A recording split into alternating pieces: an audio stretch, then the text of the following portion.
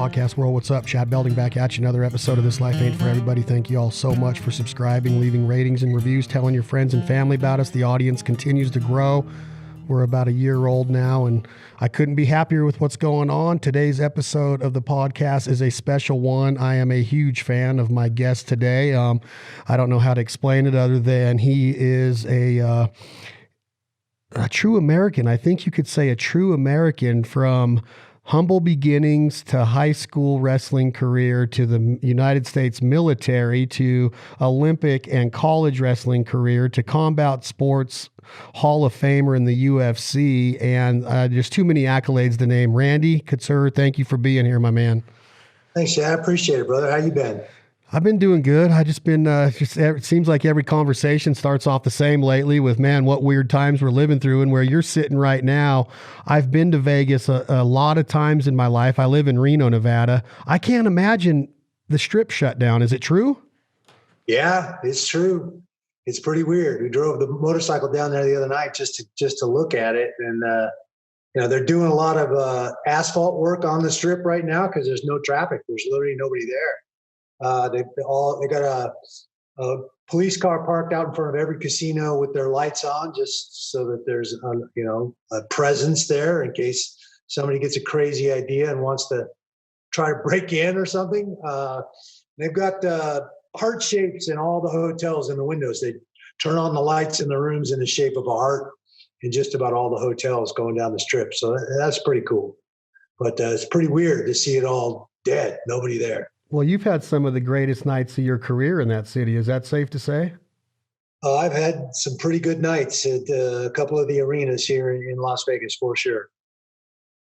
I can't imagine, I don't know. I just don't even know how to, there's nothing else there really, is there? I mean, Vegas is awesome all the way around, but as far as people understand, would you agree with me, Randy, that Vegas is kind of become world renowned on just like this one street that is packed, and they call it the Strip, and you have the old Strip and the newer Strip, but you got Lake Mead, and you have you got Summerlin, and you have Red Rocks, and you have all of the surrounding areas. The football stadium's about to open up with the Raiders, but man, and that's pretty close to the Strip. But isn't it crazy that city can develop that reputation and do that amount of revenue with literally like one block, which it is a large block. It's a lot of blocks, I guess, but one street. It's crazy, right?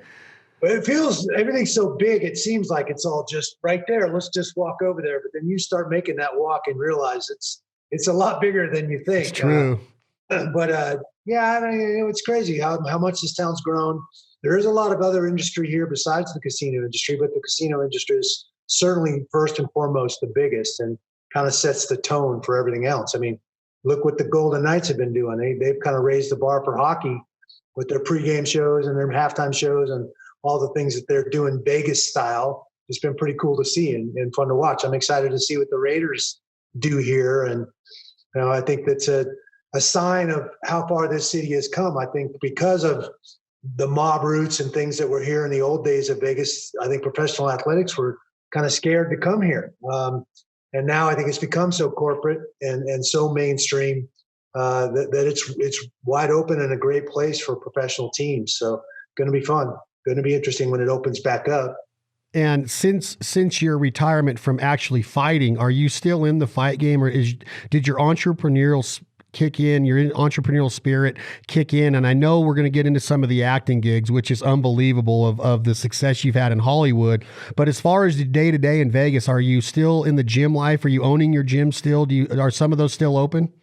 Yeah, I'm still owning Xtreme Couture. I'm in the process of succeeding that to my son, Ryan. Obviously, Ryan's been fighting for about 10 years, mostly with Bellator fighting championships. And I think he's coming to the end of it. He isn't officially retired yet, but I noticed he got his septum put back in place, which is a pretty good indicator you're not really interested in getting punched in the grill anymore. No, what a way to make a living. But, I'm in the process of handing the gym over to him and let him kind of run with the brand and take over the gym operations.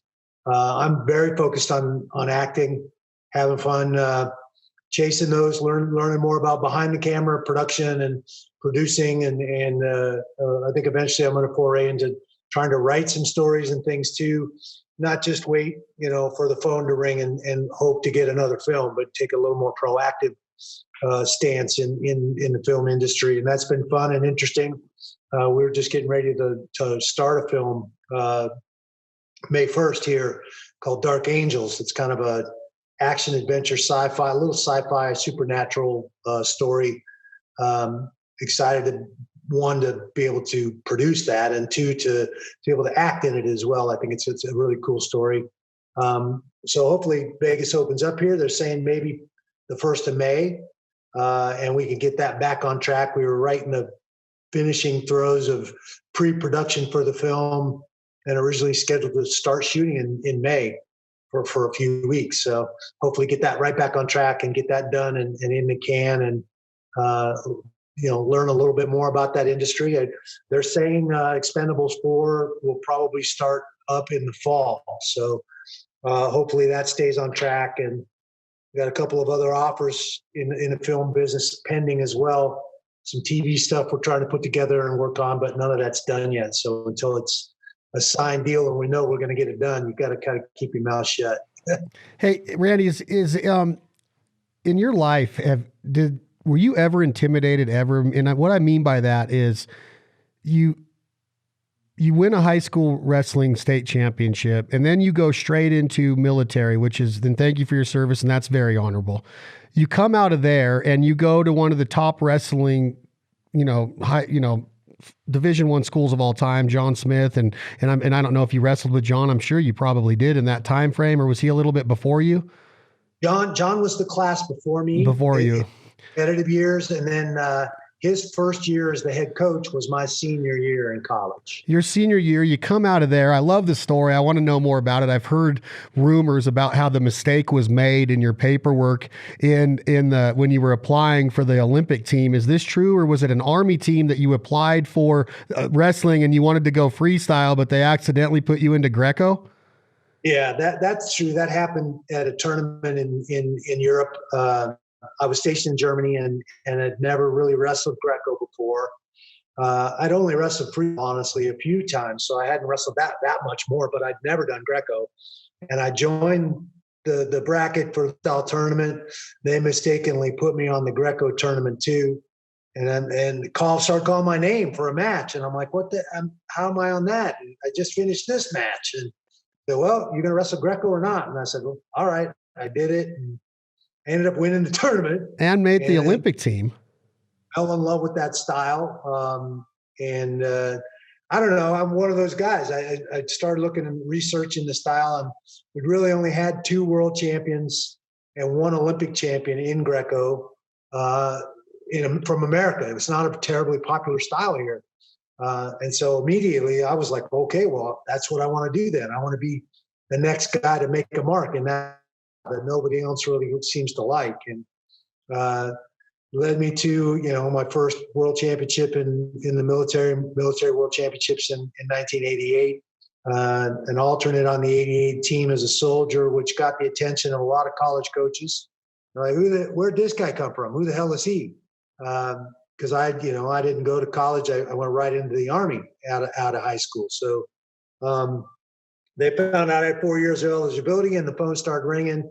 Lo and behold, I ended up at Oklahoma State, which was a great place for me.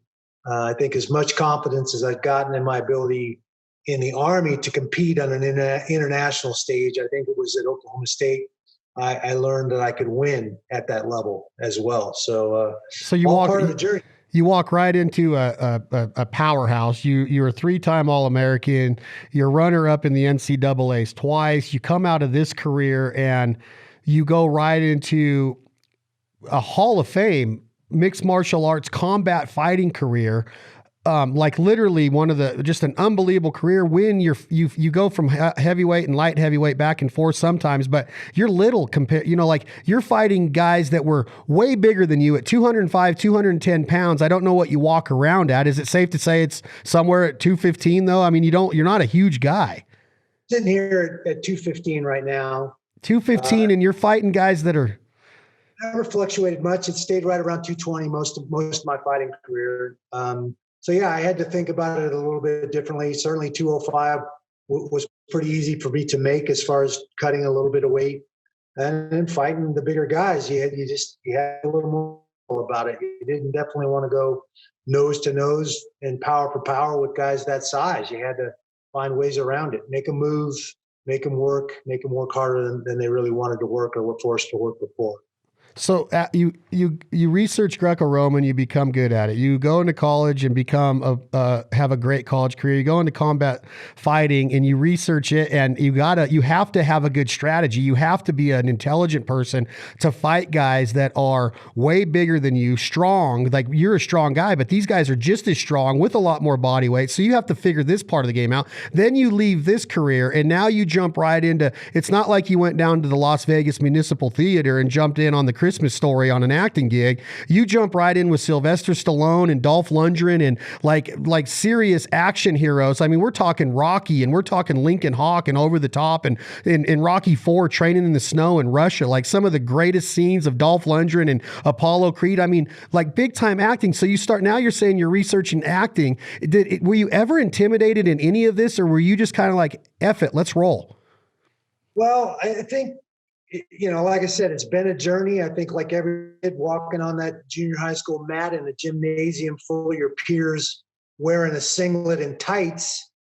I mean, that takes courage. Forget winning or losing. That takes care of itself. But just walking out there was a challenge enough. And yeah, scared to death. But I think that's the thing the sport breeds, is that character. You learn to face those adversities, to go out and that's one of the things I love wrestling to this day. I think I'll always be that guy. I'll always look at the world through those eyes of a wrestler and apply that mindset to every problem that I face. That carried me through college. That carried me through fighting. And I think in a lot of ways that's fashioned me to go out and be successful in acting as well.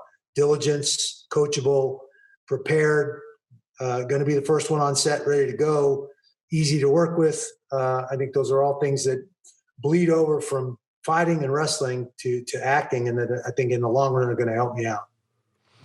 And it sounds to me like it's not just a hobby. It's not just, it's Randy Couture, we're going to have him as a special. He's going to be playing himself on like the King of Queens episode and Hendo and the stuff that you guys have done there. It's hilarious with Kevin James, but these are like acting gigs to where you're really like thinking about this as a screenwriter and a producer, and you might even finance a movie one day and find some money and become an executive producer. It looks to me like are maybe wanting to be on the Academy one day of an acceptance speech or something. Are those the goals?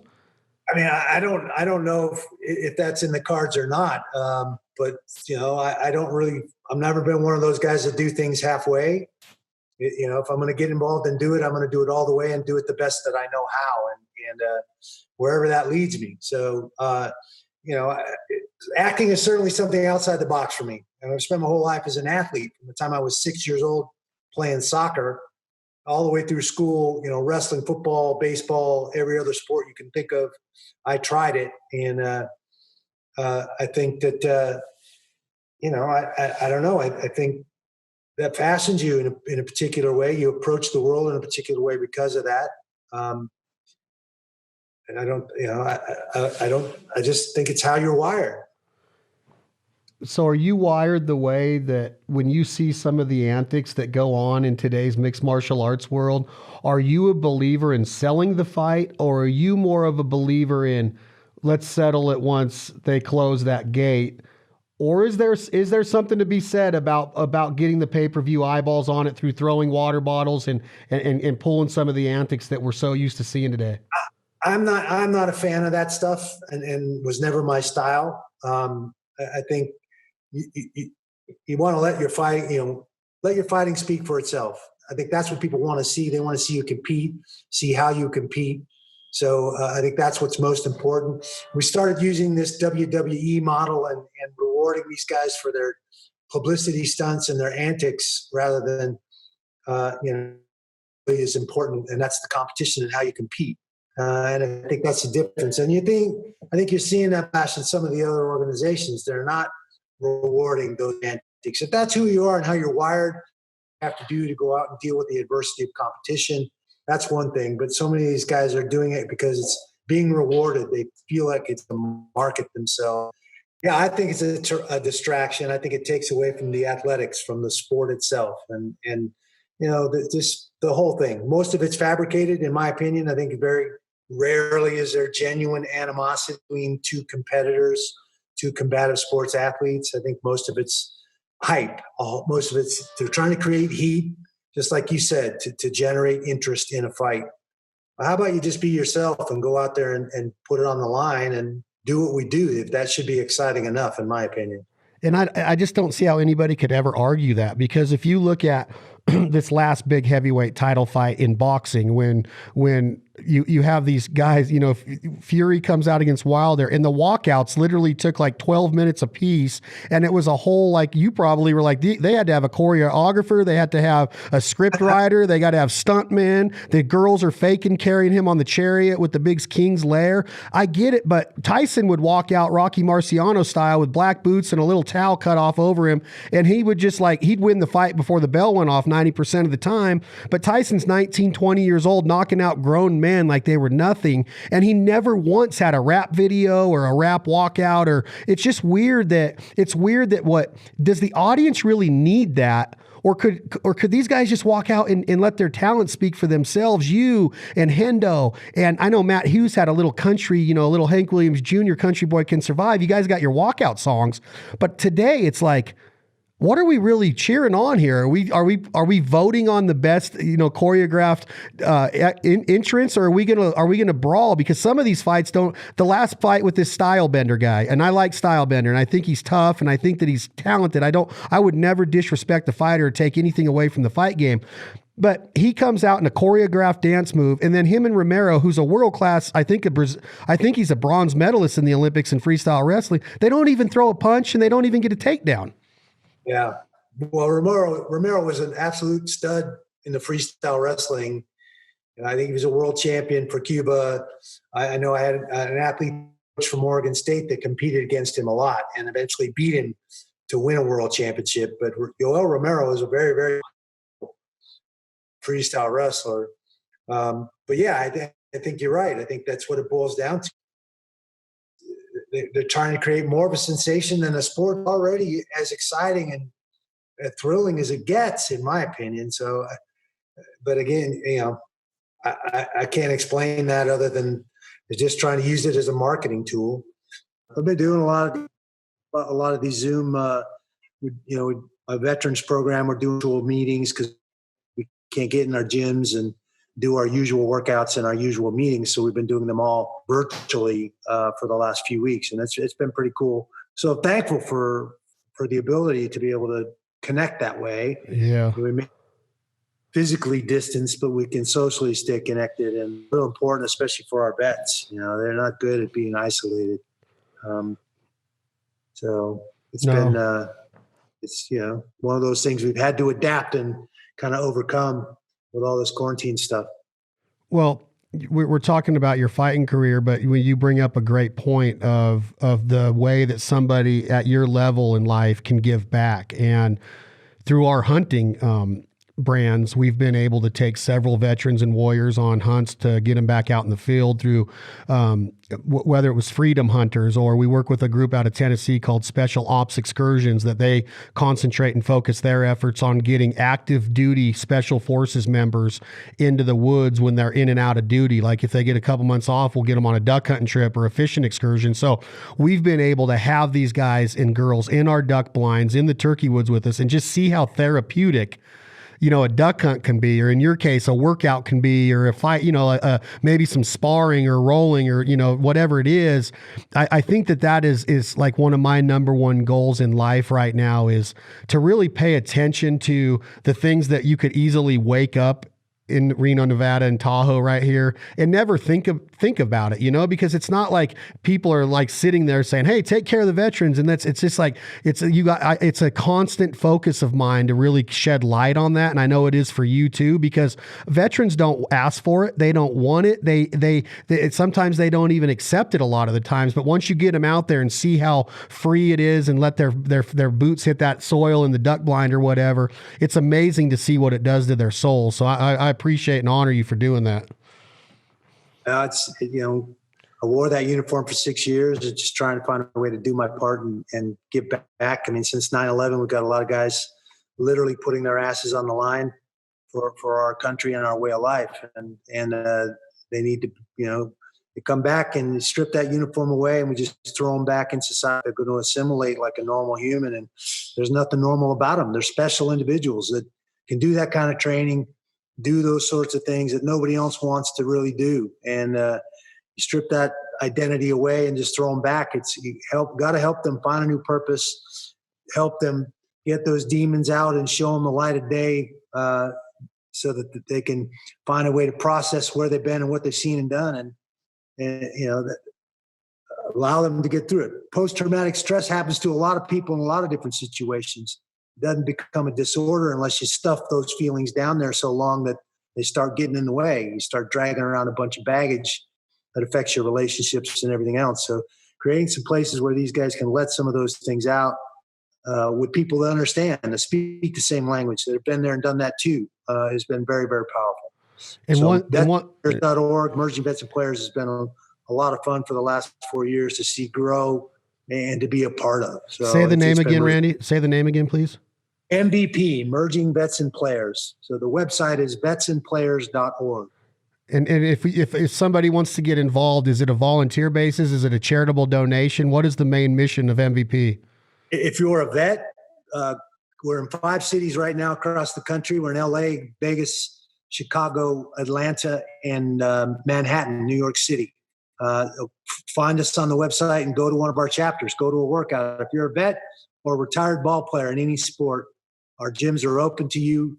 Come hang out. Come get reconnected with other folks that are just like you are. And if not, go to the site, look up our fundraising events and some of the other stuff we're doing if you want to contribute to create these places for these vets and these players to get together and stay healthy. Then get on board. Help us do that. Yeah, I definitely want to get involved and help spread the love and spread the word on that. And I think that one of the things that I realized being around veterans, Randy Couture, is that you would think that a normal person, when they get out of that type of situation, would be happier. You know what I mean? But they're longing to get back there and be besides their brother. So if it's an injury that prevents them from going back, or, their time has come to an end, they have a really hard time disconnecting from where they think that they're supposed to be and where they're comfortable being. And I think that that's a big part of what we want to do, is make them feel like, hey, you're accepted here. This is what, you're welcome to train here, fight in this gym. You're welcome to be in this duck blind with us. And I think they just have a really hard time accepting the fact that they don't get to go over there and do what they feel that they were put on earth to do. Does that make sense? Yeah, I think their calling, that's their purpose. Serving is their purpose. That's who they are. And especially the longer they've done it, the harder it is to just strip that and walk that. I was in both of those uniforms. A soldier for 6 years and made the decision to get out and walk away from that decision for me. I was a professional athlete for 14 years. Making the decision that it was time to hang up those gloves and walk away from that was a big, difficult decision. It was not easy.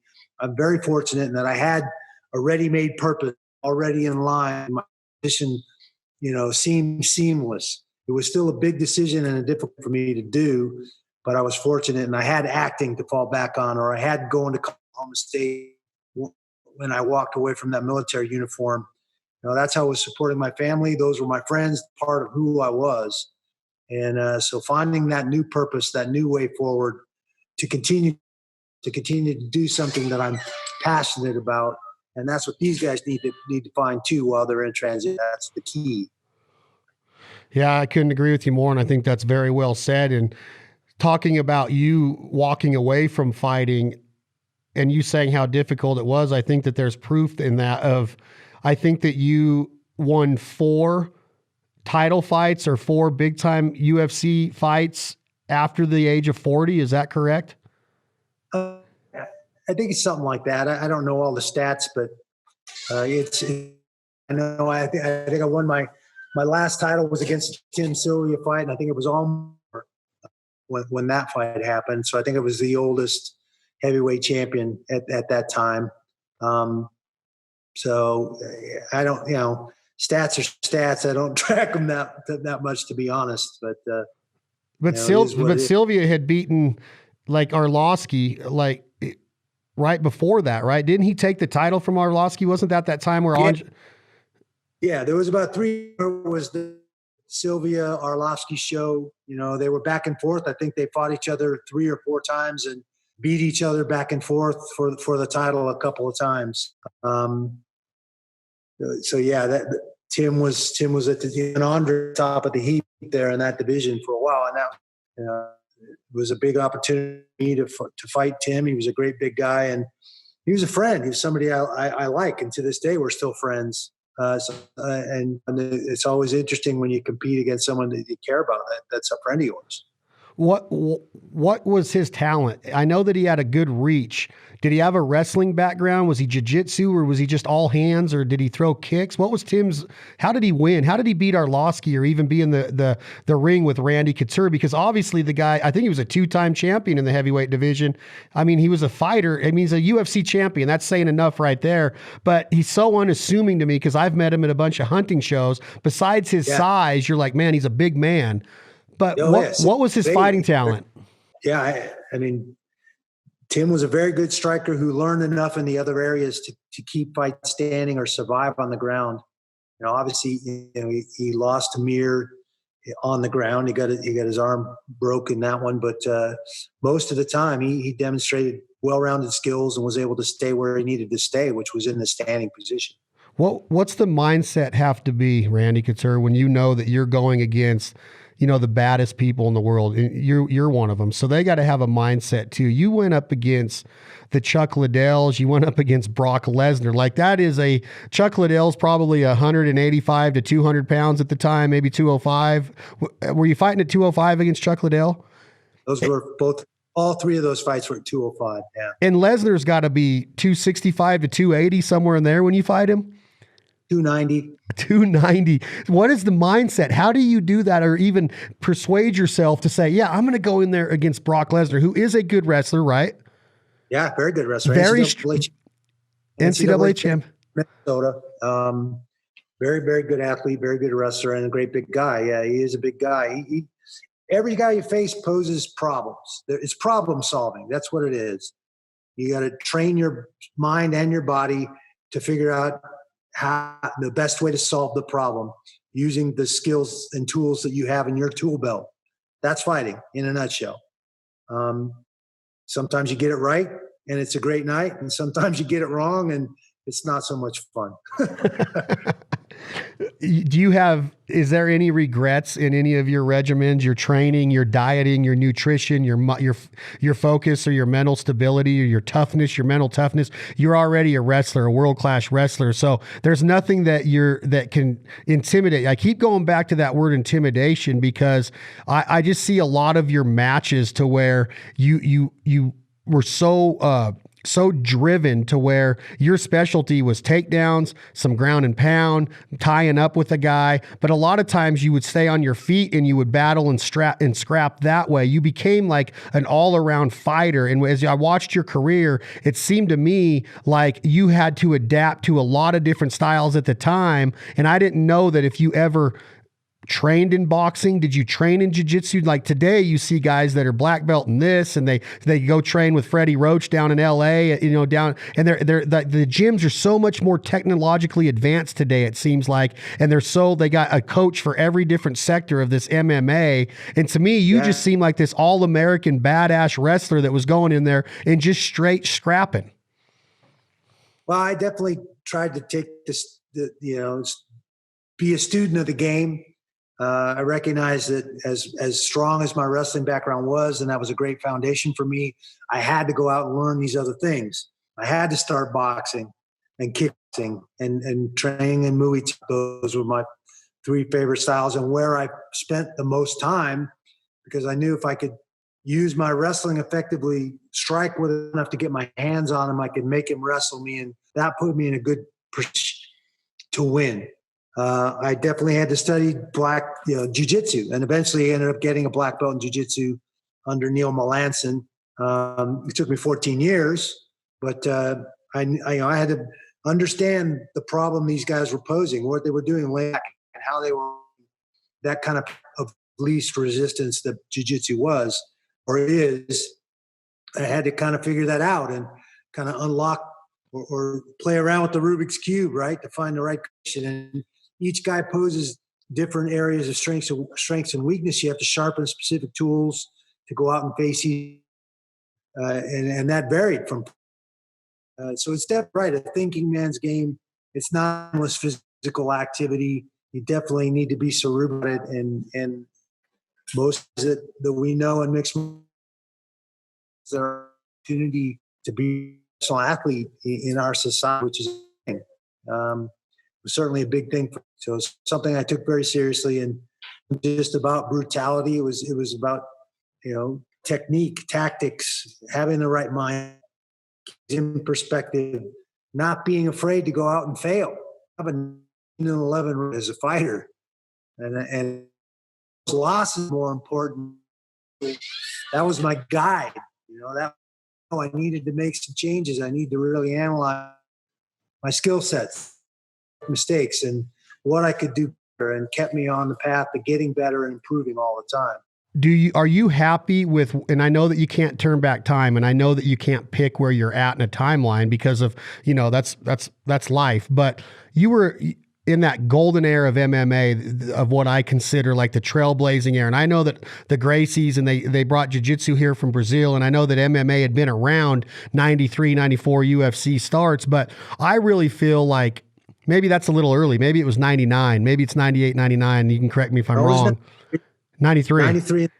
Yep. 93. So, but in that 2001, 2003, 2005, 2008 time range is when you and the Liddells and is that when it really took off? Is that when Forrest and Bonner fight? Or is that kind of the golden age of MMA in your opinion? Or would you rather be fighting today with the chance of the bigger contracts or the bigger payday, the bigger pay-per-views? At UFC, it seems like there's a fight every night, at least 3 times a week, it seems, before the quarantine. But do you wish that you were fighting in a different time, or are you happy with when you came up? No, I'm happy with where I came in. I think I came in right on the transition of that first generation of fighters that were out to prove that their style was the best style. And I think we realized very quickly that there was no one style that encompassed everything you needed to know. And so part of that second phase of fighters that cross-trained, learned all this other stuff, tried to become a well-rounded, complete fighter. And now I think we're in a third generation of fighters that watched us, saw us competing, and said, that's what I want to do. They weren't worried about a belt or anything. Just wanted to be a mixed martial artist and a well-rounded fighter. In a lot of amazing guys, in cages in different promotions across the world right now because of that. I don't, I'm happy with the era that I got to fight in. I'm happy with seeing the sport evolve the way it has to the level that it's at now. And I don't think there's any of that I would change. I wouldn't go back and change any of the fights. Like I said, those losses are almost more important to me than the wins. I never went back and watched the fights I won. Why? Got the outcome I wanted. You'd be damn sure I watched every single one I lost multiple times, trying to figure out what I could do better, how I could improve, where to move forward from there, pick myself back up and get back out there and try and find again. That in my opinion is what's important in our sport. Wow, that's a very good way to look at it. And I think that you said something there that's so important to the greatest athletes in their respective areas in sports is not being afraid to fail and learning from failure and using it as something that you advance yourself. Because a lot of times I look at fighting like this, Randy Couture, and you tell me if I'm wrong, but I think that fighting is a legacy game, and I think it's a respect deal to where your career is built on the way that you treat the sport and respect the sport, but it also reflects your win-loss reflects it, and the way that you hold, your championship fights and your belts that you've won. I think that fighting isn't done on going out and saying, all right, I came into the sport, I made a lot of money, and I got a lot of endorsement deals, and I'm fine with my career. And it's cool that if you're like that, but in the fight game, I look at it as something that the legacy of the fighter is everything. And I don't think it's built on the smack talk or the amount of pay-per-views or the money part and I know that you had a successful career financially. I just look at fighting as if you can't look back on it and go, that's my stamp, that's my legacy, I'm happy with that, then that's really not the fight game. I don't think that some of the antics that we started this conversation with are what the fight game's all about. And I think that the maturity level of a fighter later on in their career, hopefully, is understanding that nobody, whether you're Mayweather Jr., whether you're Tyson Ali, Conor McGregor, Randy Couture, you're not bigger than the fight game. And the legacy is the respect of that game and your opponent. And I just think that a lot of these guys today are in it. They think that quick money is going to satisfy them. And I think they soon realize that that's not what it's about. Even Conor has had to come back, shake himself, and reapply himself as like, look, I want to go out as a fighter. I've made money, but I can't leave my career. That guy could retire right now and never fight again. But I think something inside of him tells me, look, I'm not respected by other fighters. Randy Couture is very well respected by other fighters. Dan Hendo Henderson is very well respected by other fighters. These guys that pull that shit, I think, come back and go, you know what? I got to go back and I have to reinvent myself and show that I am respectful of my opponents and I hold the fight game at the ultimate level. And I think that a lot of that gets away from people with the big endorsement deals and the big paychecks. It's not about the money in fighting. You can see it in Mike Tyson. Mike Tyson was worth $300 million at 22 years old and lost it all. But he still, when he goes into a room of boxing fans, gets a standing ovation because of the stamp he left, even with the embarrassments of the Holyfield ear and the Lennox Lewis fights and the stuff that he shouldn't have even been in the ring then. He wasn't even known for that, in my opinion. I don't know if I'm making sense, but the legacy of a fighter is more important than all of that, the paycheck and the big ritzy red carpet limousine life.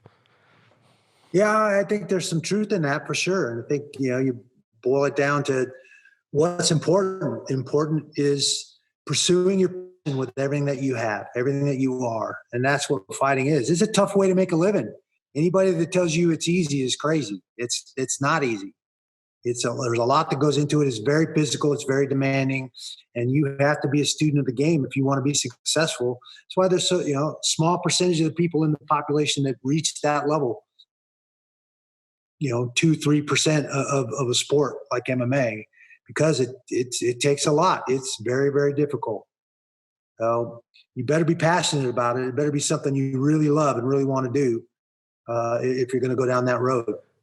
Yeah, and I think I was just trying to say, Randy, is that it just seems to me like as a fighter, you'd want to look back on your career and go, you know what? I was respected by the other fighters. Or do you look at it and go, I did what it took to make a living? I don't know if you can do that in the fight game. That is all I'm saying, is that I just think it's one of those career paths that you cannot disrespect the game, because the fight game is everything, and it's a very small fraction that makes it. And you just can't build a fighting career on personality and attitude. I don't think. I think you got to be able to back it up. And I think that you have to learn that respect game no matter where it is in your career, or I think you'll be forgotten. I really do. I don't think that you want to be forgotten by other fighters. Well, I just hope that that's something that changes in our sport, the camaraderie and respect between the athletes. That's what martial arts is all about. And I think so many of these other antics and publicity stunts and stuff detract from that respect of what the sport and the character that the sport fosters, that it brings out in people. And it gets lost in some of that craziness. So I agree with what you're saying. So when you walk into a reunion or you walk onto a movie set, because I know like a guy like Liddell has been in some movies. I know Uriah Faber had a movie come out this week. I don't know if you've talked to Uriah, but he just put out a new movie on the hemp or the marijuana of Northern California industry. That just came out on last Friday. When you see a guy like Chuck Liddell, when you had 3 big time memorable bouts with him, mm-hmm. You lost 2 of those, if I'm correct, right? Right. Is there any animosity at all, or is it 100% respect and love for each other? Chuck and I are friends. Tito and I are friends. I'm friends with Tim Sylvia. I mean, I can't think of a single guy, honestly, that I fought of the 30 fights that I had that I don't get along with, and that I couldn't text or call up and say, yo, man, what's going on? How are you? What are you up to? Or, it was never about animosity or any of those things. I think that if you're going into a fight with that, you're going to make mistakes. You're going to be rash, and you're going to put yourself in harm's way. You're going to make mistakes. So I think it's a very calculated, calm, very specific mindset. That's what fighters are. That's what we do. It's not a fight. I think a lot of fans have trouble putting themselves in our shoes and walking those 4 steps up into the cage and the mindset and what it takes to do that. They relate to that altercation or that street fight where somebody was pushing them, being obnoxious, insulting or physically harassing you to the point where you lose it and you got to take care of business. That's not what MMA and prize fighting, real fighting is all about. It is very calculated, very tactical and technical. And if you go in any other place and you allow your emotions, a mad athlete is a bad athlete, in my opinion. You got to stay centered and focused and do exactly what you're trained to do to be successful. And is this how you were brought up from your earliest days of wrestling and athletics? Were you a student of the game, like you became a student of different things in your life, including acting, including Greco-Roman? Were you always breaking it down and figure out how to have the upper level? Were you always fighting up? Did you always wrestle up with your size? Were you a smaller guy growing up and you always had to figure out a way? I did wrestle up a few times in my high school career. Wrestled up a couple times up for the national team here and there as well. Really kind of got into being a real student of the game, trying to break into the upper echelon and the national team and the international stage, trying to win a world championship. That's where you had to really start studying opponents, where they were strong, where they get scored fights or matches, how did they lose matches, and take film, study film. Same in college. There was that same mentality. That was something that wrestling fostered in me that translated over to fighting. I don't think a lot of fighters, I think more fighters approach the sport that way now. But when I started, I don't think very many fighters thought of it that way or that way. I think I had the benefit of having all that wrestling background, being on collegiate programs and national team programs where that was a huge. You had to study. You had to know, what you had to watch out for, but just be aware of those things, train those things. That was a big part of wrestling at both the college level and national circuit. I totally understand. And what about the business side of Randy Couture? You're a businessman, during your fighting career and after. You've had clothing lines, you've had gyms, you have an acting business, you have an acting career. What is your opinion as an athlete and as a businessman of the sponsorship parallel in MMA, where like a Bellator, you can go out and do what you used to do, where like Matt Hughes or you guys, like Matt would have hunting companies on his shorts, and ammunition, and now it's all Reebok. And then you would throw your banner over you'd have your banner over the ring of the octagon, and you'd see Randy Couture's Fight Camp is sponsored by all of these guys. As an athlete, you're getting money in, plus you're getting paid by the league. As a businessman, did you understand Dana White and the Fertittas, or were you one-sided like that? That should not be taken out of the fighter's hands, or can you even talk on that? Well, I thought that was a travesty to the fighters for sure, especially those mid and lower tier fighters that were making almost as much from their sponsorships as they were from their purses. The promoter wasn't paying those guys that well, so they could go out and generate just as much income from that exposure they were giving a potential sponsor. So that was something that I think greedily, in my opinion, the company took away from the athletes. They signed a $70 million deal with Reebok. Supposedly, the athletes were going to get remunerated for their kits at each show, but those numbers never washed out. Especially, the upper echelon fighters, the top 3 to 5% of the people that were getting percentages of pay-per-view and getting the bigger purses, those were relationships that we enjoyed. Some of my friends were the ones that wanted to sponsor me, wanted that exposure. But as far as my purse or the amount I was making off that fight, it was less significant. Those mid and lower tier fighters, that's significant amount of money for them. They're making 10 and 10, 10,000 to show, 10,000 to win. They get another $20,000 worth of sponsorships if they're in a TV fight, or that's based on their butt, or that's based on their banner. That's a lot of money to a guy like that that's only going to maybe get to fight 2 or 3 times in a year to make those numbers add up, to make fighting worthwhile. Honestly, you still got a family to support, you still got bills to pay, you still got to live. So there's a delicate balance there. And in my opinion, I think that the Reebok deal hurt the UFC, hurt their brand. I think the fans were disenchanted by that treated the fighters. And I think a lot of the fighters were disenchanted as well. And you saw a lot of guys take their option for free agency and go to another organization when that stuff came down. Yeah, I that's exactly what I was thinking that you would say, not verbatim, but it seems to me like if you're potentially going to sell a business for $4.2 billion or however much money they ended up selling the league for 2 years ago, 2.5 years ago, whatever that was, I just don't think that $70 million really meant shit in the long run, where they could have let the athletes continue on that path.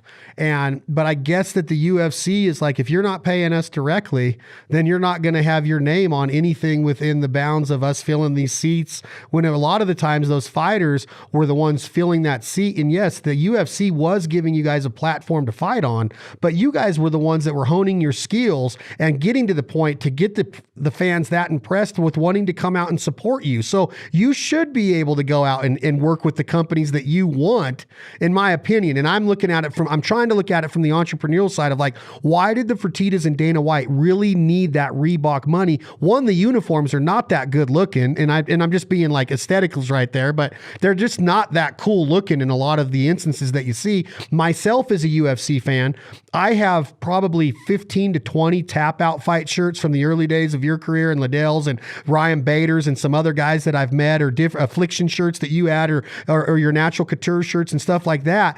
Never once have I bought a Reebok kit or even thought about buying one for my nephew or anybody. So I don't really know how many they're actually selling. I've never seen one being worn in any public forum I've been at. Yeah, I honestly don't know. I see, obviously in the gym, I see a bunch of guys carrying the Reebok bags and wearing the Reebok shirts or training in their kits and their gear, but I've never seen any of the fans wearing them. No. Yeah. And I know, I was part and parcel of that whole thing. We were a big sponsor. Xtreme Couture and Affliction clothing companies were both huge sponsors of athletes. I think we had 30 athletes on our books one time that we were sponsoring, and all of that went away. Reebok deal. But even when we were able to sponsor athletes, the UFC was still making us pay $100,000 fee for the year to be an official sponsor, to be able to sponsor athletes that fought on those cards. Oh, they were making money then. Oh yeah, they were going to get their money one way or the other. And obviously signing the Reebok deal and the uniforms was a big money deal for them as a company. And that's all. And at the end of the day, it's a business, and that's all that really matters to them is their bottom line. Yeah, but again, when you're talking about fighters, they have this. I guess they could always have the stance of, where are you going to go? You're saying that once this contract was signed, that if you wanted to go out and get a publishing deal on a book about your life, or they wanted you to be on the cover of a video game, you would have had to go through the UFC, and they would have made us. Is that kind of like the Vince McMahon model, to where if Hulk Hogan wanted to go make a movie? That's exactly what it is. It's the exact same model that the UFC and Dana's using. They want to tie up your ancillary rights in perpetuity, forever, not just while you're fighting, but forever under that contract. It was a pretty lousy contract, and I was one of the only fighters who first and kind of realized what an ancillary right was and try to fight for those. I had clothing and some other categories, that I wanted to take. I reckon I was building a brand as a fighter, and that was in other ways going to be able to, when I wasn't able to fight anymore, make me be able to have a way to make a living off of that brand that I was building. And yes, graciously, they provided a platform for me to ply my wares, to go out and fight and compete. And for that, I was certainly appreciative. But at the same time, I didn't want to sign everything over to them and just let them own me from top to bottom. It just didn't seem right. So are you allowed to use the name Natural right now? Yeah, it's mine.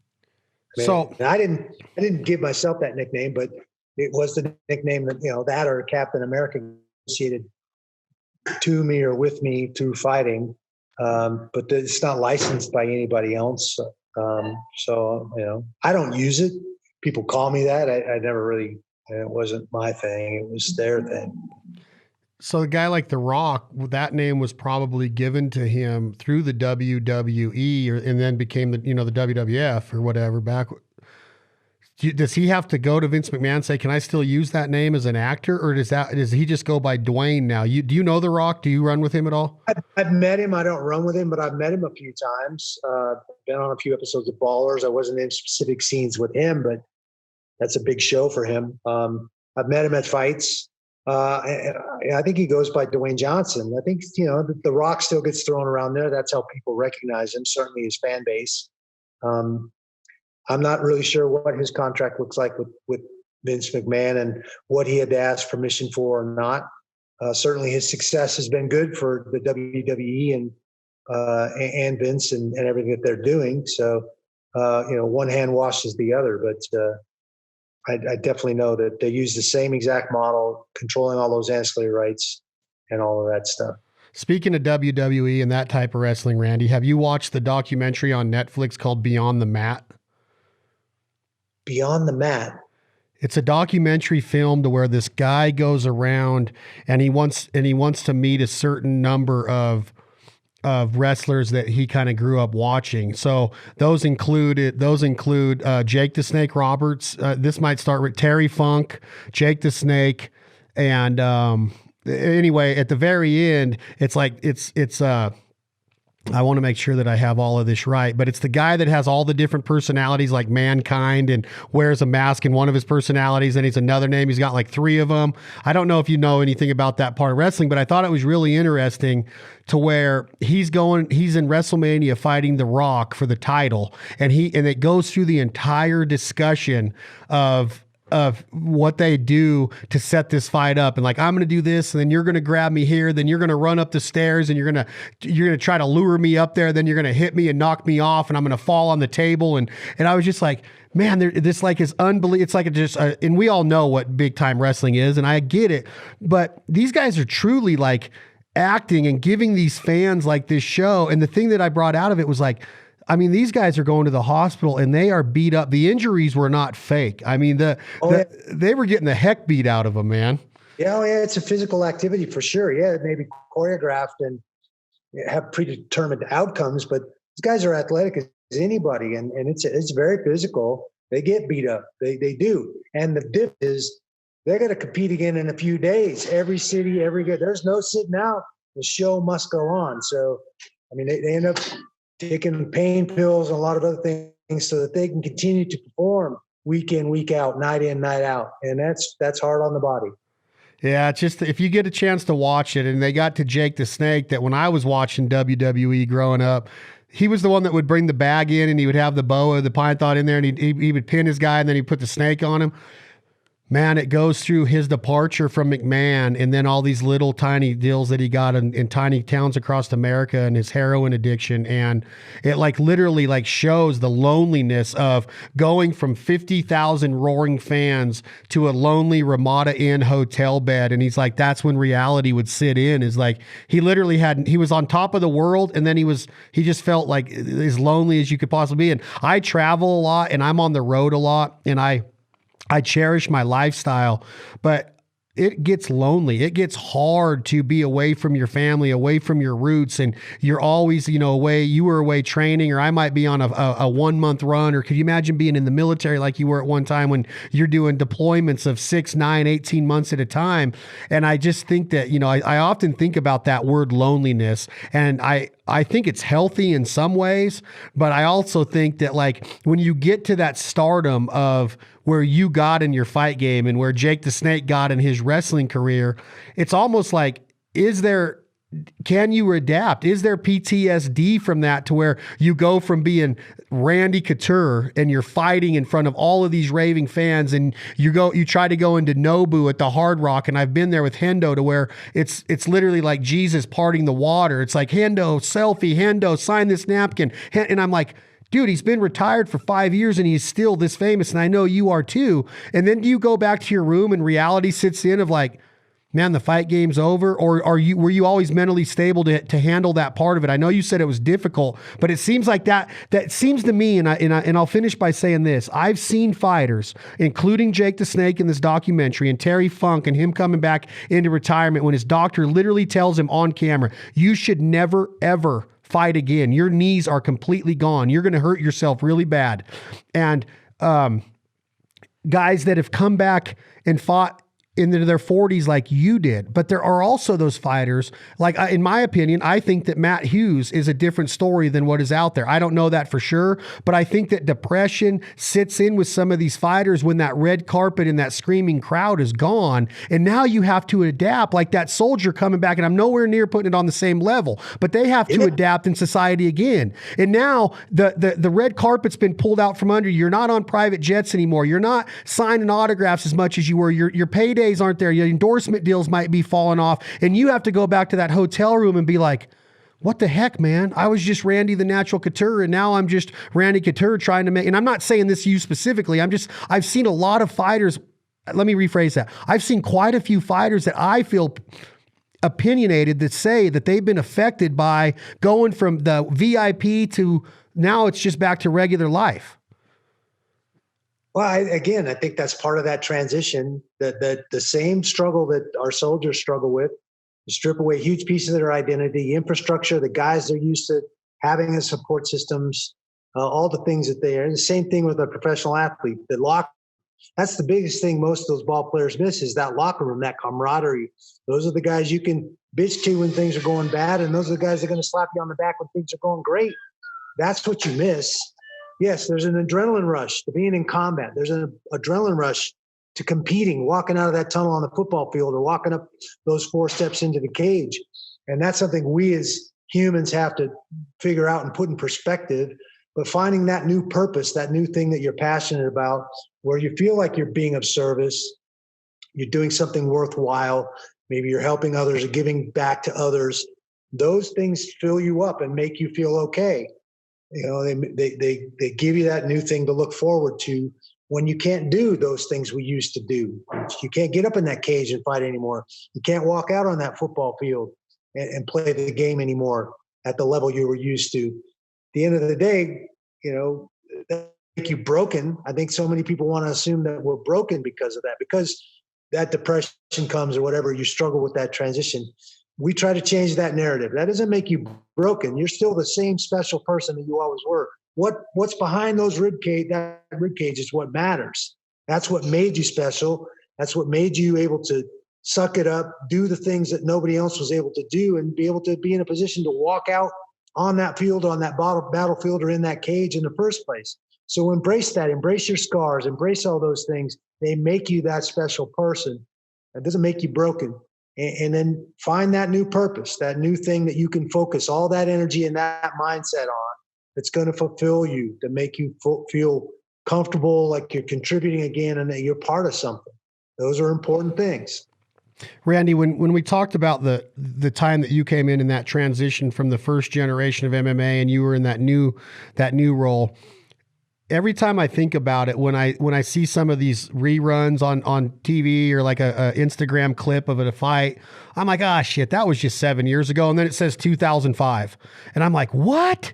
Do you ever get that feeling? Like, where did this time? Obviously we do. Like, time. My dad always would tell me before he passed on, he's like, dude, trust me, you're going to be here someday. Time flies. And now I'm 45 years old and I'm sitting here going like, I was just watching Randy Couture fight Chuck Liddell like 7 years ago. And that shit was like 15 years ago, like and I'm like, are you kidding me? Like I've been a UFC MMA fan for a lot longer than I thought I have been, you know, like I've been watching it for that long. And I'm like, there's no way. So what you just said about making that transition from retirement and finding something new to put your energy into, being an aging athlete, which I'm with a trainer named Matt Pendola, and his course with me is called the Aging Athlete, to keep the same values and the same consistency and chemistry and substance behind that rib cage that you did when you were competing, but trying to find a new avenue to put your focus into and to be a contributor.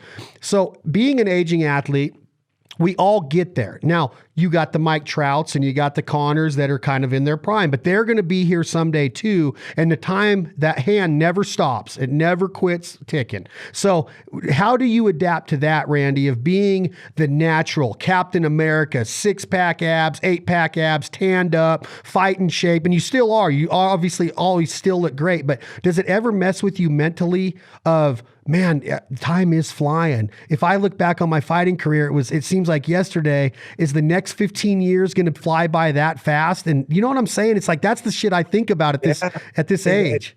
Yeah. Well, I think you have to slow down and enjoy the journey at some point. We get so result oriented. We set those goals way out there and we're so focused on getting there.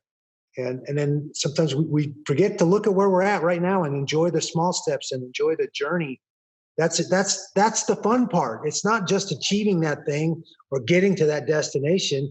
It was the path that you took to get there and all the things you had to do to get there that you will remember and look back on fondly. And I think we forget that sometimes.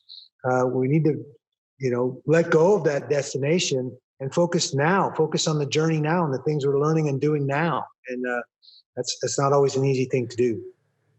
Does it ever mess with your mind of like wanting to still go out and test yourself? Are you still the guy that will still go do, let's say, an interval training of 180 beats a second on the heart rate monitor and then come down to 130 and then kick it back up? Or do you get on the Versa Climber and still say, shit, man, I still got it. I'm Captain America. I'm freaking the natural. I can roll with anybody. Do you ever get down on the ground and roll? Because like I'll go into Hendo's gym in Temecula and he'll get down, but he's definitely not moving at Hendo speed, but he still gets in there a little bit. Do you still find yourself wanting to make sure that the world knows how much of a badass you truly were? I don't know if I care about what the world thinks about it. I do it because it makes me feel good. I like sweating. And now I'm in a position where when I do those things and get on the mat with somebody or spar with somebody or roll with somebody, you get to share a wealth of knowledge. I've been doing this since I was 10 years old. In combative sports. I started wrestling at 10, 56 now. There's a wealth of experience there. I've probably forgotten more about wrestling than a lot of guys actually know. So getting on the mat, sparring, light sparring, and rolling with clients or guys that are fighting out of my gym is a chance for me to pass that knowledge on, give that stuff back to others that can take those tools and continue to use them in their career and in their journey. That's fun for me. Not only does it feel good and do I feel good because I got to sweat in and got to work out, but now I feel like I've also imparted some knowledge on somebody that's worthy of that, that's going to take that and do something with it.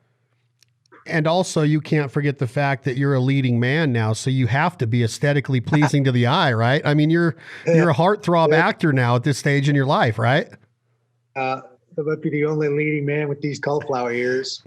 I don't ever know how to approach a guy. Like I can go to Hando and like flick him, and he'll grab me, and like our friendship has gotten there really fast through hunting and being around each other. But a lot of people still would go up to somebody with cauliflower ears and do what I just said, do you ever do? And they'll be like, I'm just going to test it. It's kind of like Johnny Knoxville. Like he would get into the bull shoot with a bucking bull from the PBR and just say, I'm just going to take one to the rib cage, right? No, that's stupid. You don't go up to a freaking guy with those ears and even all you do is buy him a drink and get to know him, like it's almost becomes like testing ground. Do you ever get tested? Did you get tested because of who you were or because of the cauliflower ears?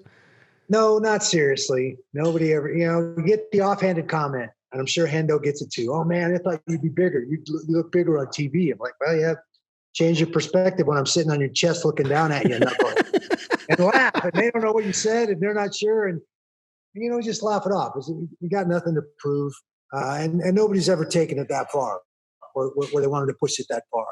I think most of us are friendly guys. We don't have a chip on our shoulder. We don't have anything to prove. We've been there. We've done that. We've already proved it. So, and you're right. Most of the time when those sort of things happen, there's alcohol involved. I can't imagine myself. Like that's one thing I have known for a long time is not to mess with cauliflower ears ever. Like you just don't do it. A wrestler that has hands is the baddest ass fighter in the world. I don't care how you could be a Brazilian jiu-jitsu, and I got tons of mad respect for that and how long it takes to get there. But a wrestler that can take you down and defend a takedown and has hands to ground and pound, you can't mess with them. They're me coming up. That is what I always wanted to do. And that I was going to go into this next is today on the podcast, I had David Taylor, who is my favorite wrestler to watch. Great. Yeah. like he's like the offensive machine. He's just coming back from an injury, one that, you know, he's qualified for the Olympic team again. And I was talking to him and I was looking at him like, you don't look that tough. You just don't. He's like, he's sitting there talking about how he adopts cats with his wife now. And he's like petting this little kitty, like Mr. Bigglesworth, you know? And I'm like, this is David freaking Taylor. Like you're in, and I'm just like, look how non-assuming the baddest ass dudes in the world. Like I wouldn't mess with him or Jordan Burroughs if my life depended on it, with the way that they can score at will. And I'm just like, dude, this guy is just the sweetest little unassuming cat loving, cat petting, cat adopting thing there is. And I told him, you know, Randy Couture is going to be on. And he's like, oh man, Randy Couture. And you know, he's like, and I told you about my ammo sponsor the other day, Brian Kelvington with Federal Premium Ammo. He's like, look at this thing. He just retired from NCAA reffing in D1 and D2. And he sent me that picture of you and when you were coaching up at Oregon State. And so that started a whole conversation between him and I about your career and about wrestling and about John Smith and Oklahoma State and your career there. And he knows a lot more about wrestling than I do. So I've kind of like got this mindset now through my platforms of hunting and this network that this podcast is called This Life Ain't For Everybody. I always built it on my life's not special. I'm not saying that waking up early in the morning and shooting ducks isn't for everybody. I'm saying that Randy Couture's life is different than the janitor at the high school. But if that janitor's got his whistle going and his broom going and he's whistling Dixie while he's sweeping the floors and making our schools a better place to be educated at, then he deserves all of the, you know, he deserves respect for taking that job serious and kicking butt at it. And so this whole podcast series was wrapped around all these different walks of life that I've been humbled and fortunate enough to come across. I got to meet Hendo because I was friends with a Major League Baseball player named Ryan Klesko. Well, I got to meet that major leaguer because of his association with the hunting industry. And it opened up all of these doors. And now the next thing I know, I'm on a Zoom podcast with one of my other MMA heroes in Randy Couture. And it's, so now I want to freaking like, I want to get wrestling out there even more than it is, because like Boise State lost their program and there was threats of USA Wrestling, you know, being out of the Olympics. And when I watch Beat the Streets or I watch the NCAAs, or if I even watch the Big Ten championships, like I'm glued. Like wrestling is so awesome for the fabric of America. And I just think that message that you give and that so many wrestlers can give, and the leadership and the substance that they obtain through that upbringing, I think it's really important. And there's a lot of communities that don't even have a wrestling club or a wrestling mat. We did an episode 2 years ago in Missouri Valley in Iowa. And a farm kid, he was a stud. He was favored to win the state championship, gets killed in a head-on collision on a farming road, 17 years old going into his senior year. So we go and we say, all right, what can we do as hunters? The duck hunting in that area is really good. We film there, but what can we do to get wrestling on a national TV show and to show how we can take what we've got, our ability to do, and give back to not just this family, but to that high school. So we go into the gym. I have Brent Metcalf, who's the assistant coach at Iowa State. And I have, I had one more wrestler with me. One of the studs from Iowa. I can't even think of his name. He's going to kill me now. They're in the wrestling room giving a seminar to these kids, and the kids are just like, oh my God, dude, these guys are it. This is Iowa, like the home of college wrestling, right? Of a wrestling upbringing, it seems. And we wanted to raise $1,300 for new singlets. We raised $12,900 and bought them a new mat, all these new singlets. And not all of this was on the show, but we wanted to give back. And through what Brett Metcalf and these wrestlers did for that school and this dinner we put on, the kids were selling tickets to it. They had a chance to win a Benelli and a side-by-side and all this stuff that we put together through our hunting partners. And we gave back to this wrestling community in Iowa. And it felt like, man, this is awesome. So that kind of got me thinking like, man, I want to talk with all these wrestlers and keep getting the word out there of how strong and the substance of what wrestling teaches a person. I didn't wrestle. I thought I could. I was an asthmatic. That's my excuse, Randy. I had asthma and I would be out of breath too fast. But you know what I'm saying? It's like, I want to talk to more wrestlers because it's just the best freaking substance there is. And everything that it teaches you, from leadership skills to perseverance to tenacity, I just don't know what else you need in life than the background you learned from a solid wrestling upbringing or a solid program. Yeah, I agree. There's no better character. There's no sport on the planet, in my opinion, that develops character the way that sport does. You're going to learn how to win. You're going to learn how to lose. You're going to recognize that you're getting out of it exactly what you put into it along the way. You want to be lazy and not do the work, it's going to show up. And guess what? It's going to show up while you're out there by yourself on that mat, competing and struggling against another human being. That's not the time. I mean, you're never more vulnerable than you are when you walk out in the center of that mat or up those 4 stairs and into that cage. And that builder, I don't care who you are.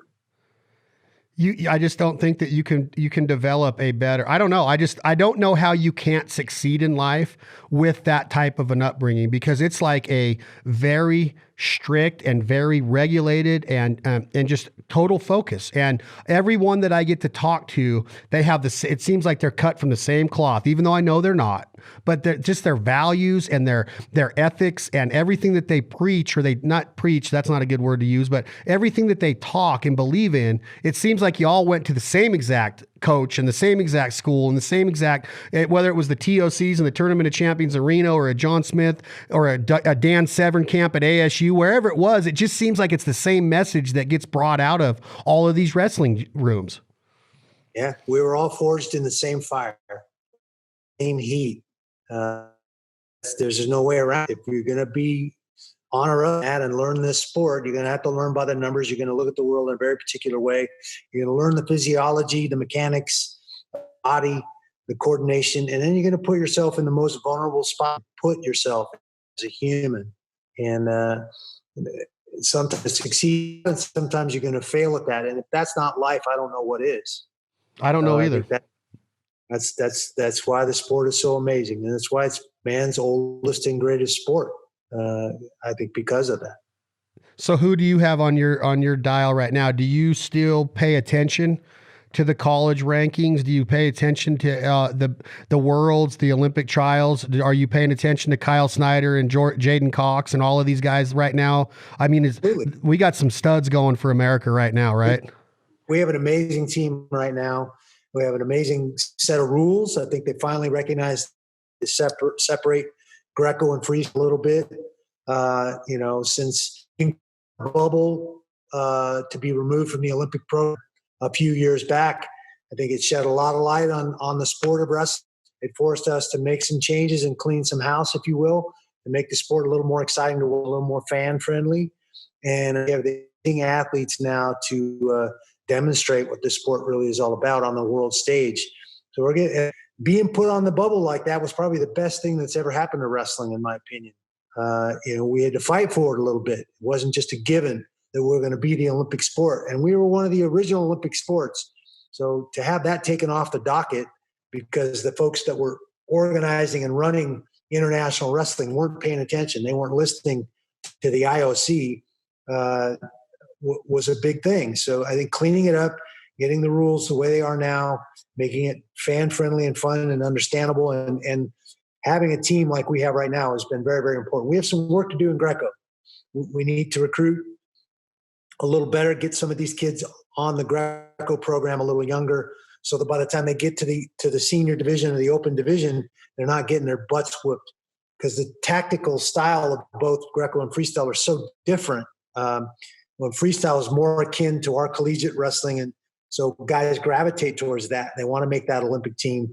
Like all those guys you just mentioned, those young kids right now are watching them win medals. And it's like, I want to be like that guy. We're not winning those medals at the Greco level because we're not attracting those young kids. It's not a terribly popular style in the States. Again, one of the reasons why when I got exposed to it in the Army, I wanted to do it. I wanted to excel at it. I want to do things that nobody else had done yet, or not many people had done yet. So I think getting these younger kids on board, showing them they can go out and win world championships in Greco, they can achieve and make all those goals come true and those dreams come true too, is real important. And I think that's something we need to do in the Greco side of the house. But on the freestyle side of the house, we've got the best team I've seen in a long, long time. Killer to watch. What are you doing as Randy Couture right now for a face or an ambassador of Greco-Roman? Is there things on the map? Did I hear a rumor, or am I digging into something or did I hear something that you were involved in? I thought that there was something going on with you and the Greco organization or Greco-Roman wrestling to try to get something. I know we were going to try and do a gala specifically for Greco-Roman wrestling this spring, and all this COVID stuff kind of postponed that. Is that with Hendo? That was with Coach Linlin. I'm sure we'll bring Hendo in. I think Chael Sonnen's going to be involved. Some of us guys that took that Greco background and translated it to championships in MMA and in fighting, where there's, you know, a little more notoriety of all the styles of wrestling that I've been involved in, and I've been in several different ones. Greco is the one that translates the best to mixed martial arts because of the upright posture, because of the clinch and infighting, and the fact that you have a solid barrier to trap guys against. Greco translates very, very well to martial arts.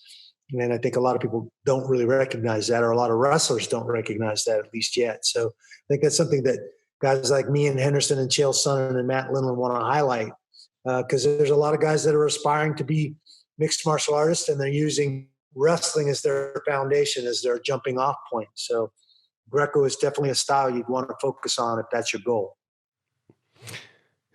You hear the term, you could sell ice to an Eskimo, thrown around about guys that can talk their way into and out of a fight before the fight really even starts, you know, and I kind of prided myself in that at one time in my life. One of my other friends on a podcast earlier, he's from Georgia, he's a redneck, Randy, he said, yeah, that guy could sell a hat rack to a moose, which I thought that was a really good analogy, right? So that's a pretty good little redneck analogy right there. But when you hear the name Chael Sonnen, is he a badass? Is he a stud? Or is he just a lot of selling ice to an Eskimo? Because the dude is an unreal speaker. He seems so intelligent. But I know the end game of like that he is a stud wrestler and that he is a workhorse and that he is a badass. But he says stuff that makes me go, is he really the highest paid fighter of all time? And did he really retire? Is is this all a deal to get people like me to tune back in to see what he's going to say next? Because it's just like, he's not the highest paid fighter of all time, or that he left the sport of the, like, I hear all of this and I'm like, this guy is just like, he's a salesman, right? He is a character for sure. He's this guy, very smart guy. You're very right. He's a very intelligent young man. I've known him since he was in high school. We tried to recruit him to Oregon State when I was coaching there. He ended up at the University of Oregon, so we had to coach against him. And then obviously when he started his MMA career, we were the guys that started him. He was an alternate on the Greco team in 2000 for the Olympics. Wrestled at the very highest level, both collegiately and internationally, and then translated that into mixed martial arts. And he's one of those guys that saw the handwriting on the wall. He saw what Tito was kind of the first guy to take his mouth and use that to generate heat and use it as a tool for marketing himself as a fighter. And then, Baroni and some of these other guys along that did a lot of those same things. Chael took that to a whole new level, and then Conor McGregor took what Chael was doing and elevated it even more into these publicity stunts and these things that we're seeing now. It's all ploy, psychological warfare in some ways to try and get in your opponent's head, create doubts there or frustration and anger.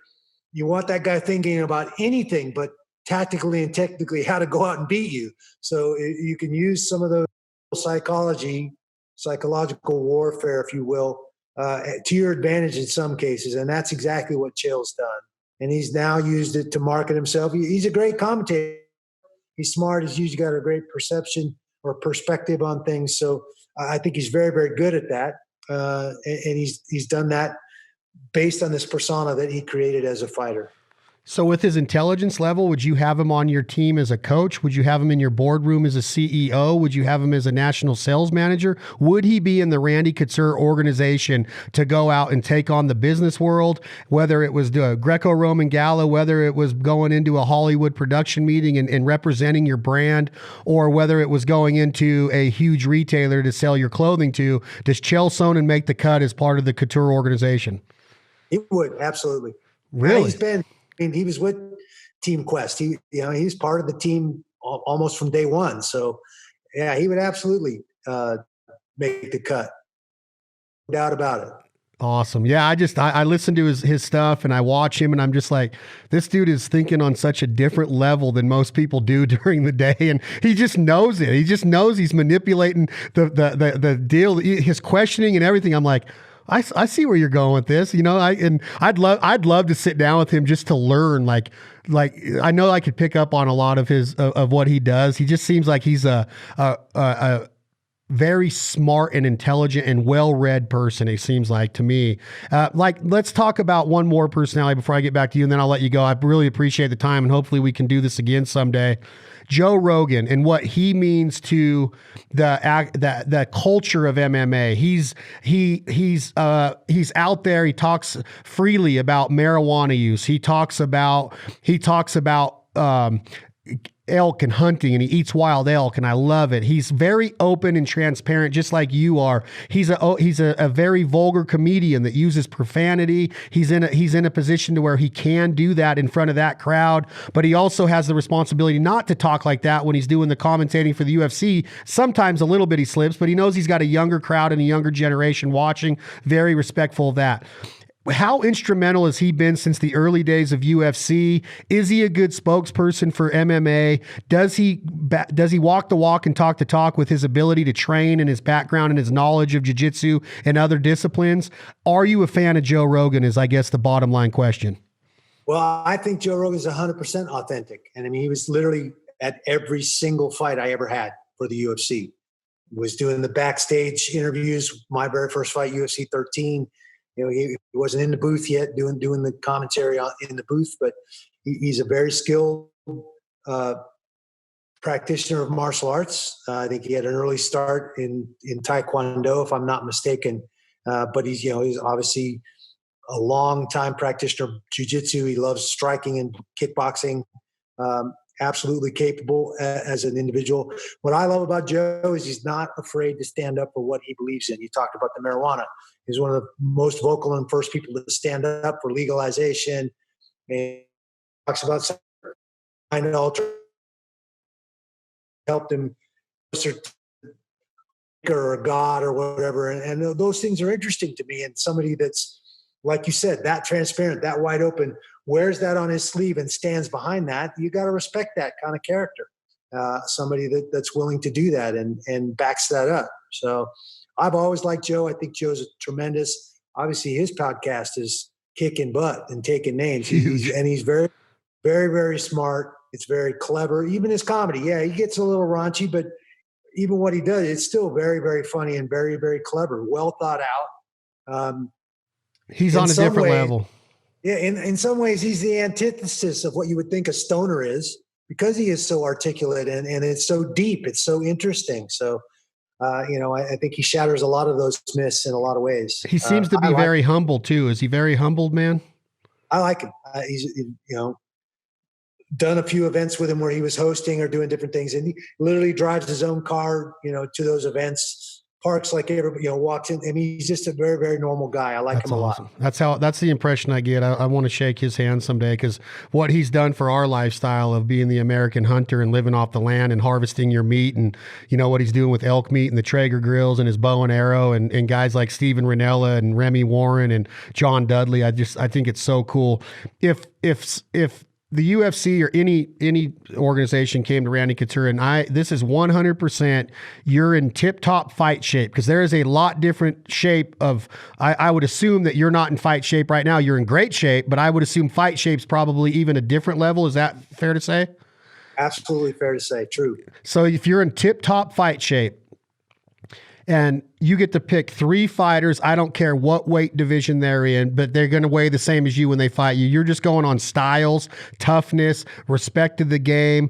Who do you pick as your 3 fights right now with who's out there? It can be of all time. I don't care if it's Fedor, I don't care if it's Conor, but who would you want to fight? Well, I mean, Fedor would definitely be on that list. I mean, that's the one fight that if you want to say it that way, got away. That didn't happen, that probably should have happened. I thought it would have been a huge fight. When he was the number one guy for Pride, and I was the number one guy for the UFC in the heavyweight division, that's when he and I chased that, tried to make that fight happen. So he would definitely be on this. If I was in my prime, I would want to fight John Jones. Oh, I knew it. I knew you were going to say that. I think he's an amazingly talented young man. It's really unfortunate, all the other stuff that's gone outside of the cage. And again, you talk about things that detract from the purity of this sport and the character that this sport, I think, breeds. Those things are certainly detractors for me, but he's as talented as they come. He's long, rangy, poses a lot of problems. Those elbows are wicked. Unorthodox as heck. He would absolutely be a guy that I would want to fight. I think because he's got a strong wrestling background, anytime I fought a guy that had that strong wrestling background, it was going to be a much tougher, much more interesting fight, because in some ways it neutralized some of the things that I relied on heavily in my fighting style. So before you go to the third fighter, Randy Couture, would you say that in the history of mixed martial arts and combat sports, even boxing included, is he one of the greatest all-around technicians in the unorthodox and just finding a way to, he's never lost. His last fight he's lost some rounds, and Gustafsson could have been either way. He lost the disqualification to Matt, I can't remember the kid's name that was on the Ultimate Fighter. I can't remember, but remember that he dropped the illegal elbows and got disqualified. That's his only loss. Matt Hamill. Is he one of the best all-around fighters of all time in American history with what you've seen him do in the octagon? Well, that's a tough question. Okay. Like I said, I'm amazingly talented, but I think in order to be one of the best fighters, it's more than just what you did inside the cage, inside the ring. And I think the same is true about boxing or any other sport. I think so much of it it's a total package, to inside and outside of the playing arena. If you want to be on that list, in my opinion, of the best, then it has across the board. So it can't just be. That's just how I feel about it. So what I said about the legacy and that the fight game, you're held at a different standard, that's true, right? I'm not just saying that for my health, right, Randy? It's like you can't step on the fight game. You can't go do what you do and either be called a cheater and test positive a bunch, or go out and get in trouble with the law, whatever it is, or go out and disrespect your opponents, whatever it is. I just don't think that in the fight game you can't go into the Hall of Fame with that. I'm not saying you can't, but the legacy's there, right? You got to judge him on all of that. I think guys, look at Muhammad Ali. He ran his mouth and he talked making up poems and doing all that. He was the original that did that sort of thing, and he backed it up. And I think that's the difference. You're going to get away with a lot of that. People are going to give you a lot of latitude if you're just running your head and talking a lot. If you go out there and you perform well and you back it up, and I think that's the difference. It's not enough just to be skilled and be good in the ring. You need the total package, in my opinion. So I did say Fedor, and I did not know that he would be in your three fights. I did think that you would say John Jones, because it seems to me like he's that guy that people want to be. Hendo says the same thing. He got hurt in training camp going into the Jones fight. Would Khabib be the last one for Randy Couture with his wrestling background and the way that he chews his opponents up? That dude's a bulldog. I definitely like his style. His style is certainly in my wheelhouse. That's similar to fighting style. Taking guys down, smothering them, finding ways to pick at them and bang on them and make them work harder than they want to work. But I don't know if he's, I think because maybe we're in different weight classes, he probably wouldn't make my list that way. I don't know. I'm looking at guys I could really probably fight. Cormier. I like Daniel. I think Daniel translates his wrestling and wrestling background and his knowledge into the cage as well as anybody. I'm a fan of him for sure. Obviously, he's a cowboy. Cowboys, we run together. So, I've always been a fan of him. Was impressed with him the times he's been in my gym, the way he taught, the things, how he explained things and broke things down. I was very, very impressed by him. Again, anytime I'm facing another guy with those kind of wrestling credentials, it's going to be a very interesting fight. It's going to be a fun fight. But again, I think I named the two that come to mind. I have trouble really coming up with a third one. There never really been one to say, I'd like to do that fight over again. But I guess if I got a chance, it would be fun to give Brock Lesnar a go again, to be back in fight shape and in my prime. And I felt like I was so close and I had the right game plan. I would love another run at that to see how that came out. I'd love to see that too. I'd love to see that.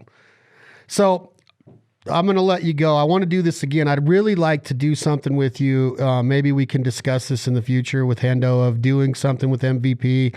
Maybe we do a parking lot event. Maybe we can do a fundraiser. Maybe we can mix it in with a concert with some of the country musicians that we run with. I'd like to get involved and help out where I can there to bring some, our fans or our following into that, because I love to support the military every way we can. And I think that that's a great, just the model of it seems really cool, to let them get into that gym and have a great workout and get things off of their mind. So let's talk about that maybe, man. I appreciate you being here. And my last thing is nutrition. When we get off of this deal, are you a hidden ice cream eater? Are you going to go knock down 2 bags of Frito-Lays with chili? Or are you so dedicated that it wears people out around you that you can stay so disciplined on your diet that you will literally barely touch you're the guy that goes into a sushi restaurant, and even if you can afford the sashimi, you get the regular nigiri with rice and then stuff the rice in your pockets, don't you, Randy Couture?